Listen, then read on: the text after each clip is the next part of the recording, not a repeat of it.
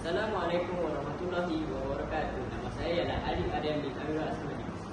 Saya berumur 14 tahun dan kod sekolah saya ialah PEB 1114. Kali ini saya ingin menyampaikan sebuah karya tentang Guli Merah Ajaib. Karya ini diterbit oleh Cipta Publishing 2002.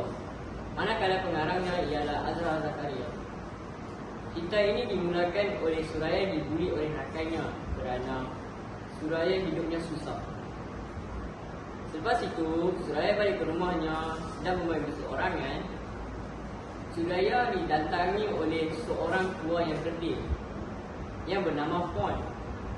Puan ini ingin memberi satu barang yang sangat istimewa untuk Suraya. Ternyata barangnya itu ialah sebiji guli berwarna merah. Puan berkata kepada Suraya, guli itu boleh meminta sebarang permintaan.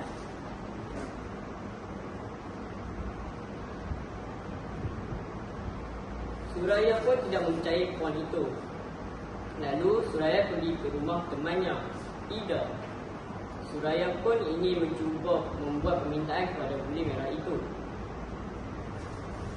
Dan Suraya meminta sepasang kasut dan mereka pun menutup mata mereka dan meminta sepasang kasut itu. Wahai guli merah, saya ingin sepasang kasut yang mahal di dunia. Ternyata sepasang kasut itu benar-benar muncul di hadapan mereka. Setelah kejadian itu pula jadi, mereka pun pergi ke rumah Suraya sendiri untuk memberitahu kepada ayah dan emaknya Suraya.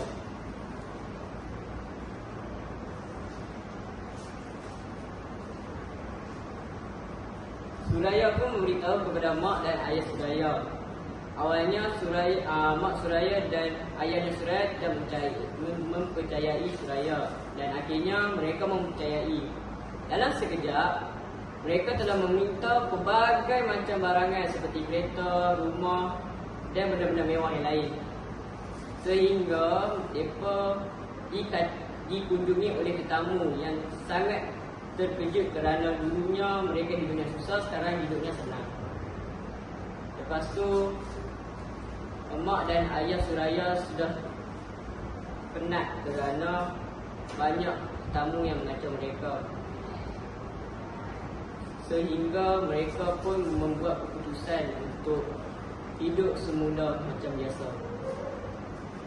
Jadi pengajarannya ialah kita mestilah bersyukur apa yang kita ada dan jangan meminta barang-barangan yang tak perlu. Terima kasih.